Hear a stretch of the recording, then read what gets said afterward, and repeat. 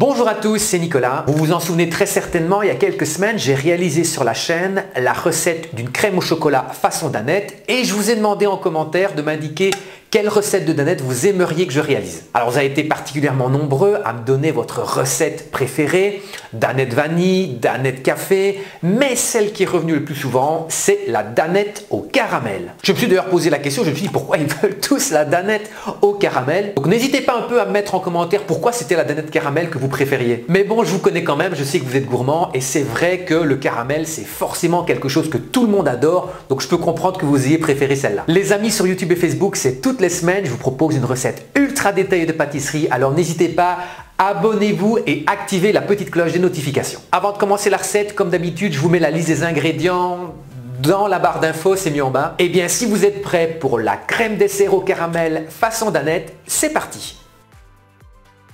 Dans une casserole, je verse le lait, la crème et la fécule. On va fouetter pour bien dissoudre la fécule, il ne faut pas avoir des grumeaux après la cuisson. Pour préparer le caramel, rien de plus simple, dans un poêlon, je verse l'eau et le sucre semoule. On va porter la préparation à ébullition. Au début, on va avoir beaucoup de petites bulles. Vous voyez ici, les bulles sont plus épaisses, c'est le signe que le caramel se prépare. Voilà, la couleur commence à changer, ça devient brun, donc là, il faut vraiment bien regarder car le caramel risque de brûler. Attention, ne faites pas trop brunir votre caramel, sinon il risque de devenir amer. Quand le caramel a la couleur souhaitée, on incorpore le liquide. Alors inévitablement, le caramel va durcir. Alors ça, c'est pas un problème, on va continuer à faire chauffer. Le caramel va fondre et va bien se dissoudre dans la crème. Vous voyez progressivement, les blocs de caramel sont en train de fondre et la crème brunit. Ma crème caramel est prête, elle a bien épaissi, la consistance est parfaite, je stoppe la cuisson. Je la verse dans les pots à Danette encore chaudes, alors on va remplir à ras-bord, c'est très gourmand. On va maintenant les laisser refroidir au réfrigérateur pendant 1 à 2 heures.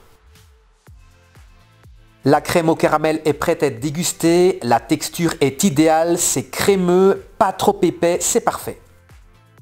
Et bien voilà les amis, vous voyez, c'est ultra simple de réaliser sa Danette caramel maison. Cette vidéo est déjà terminée, si vous l'avez aimée, n'hésitez pas à exploser le compteur des likes. J'attends également vos commentaires au bas de la description. Si vous voulez également que je réalise encore une autre recette de Danette, n'hésitez pas, indiquez-moi ça en commentaire. En attendant, je vous fixe rendez-vous la semaine prochaine pour une nouvelle recette en vidéo. D'ici là, portez-vous bien, à la semaine prochaine.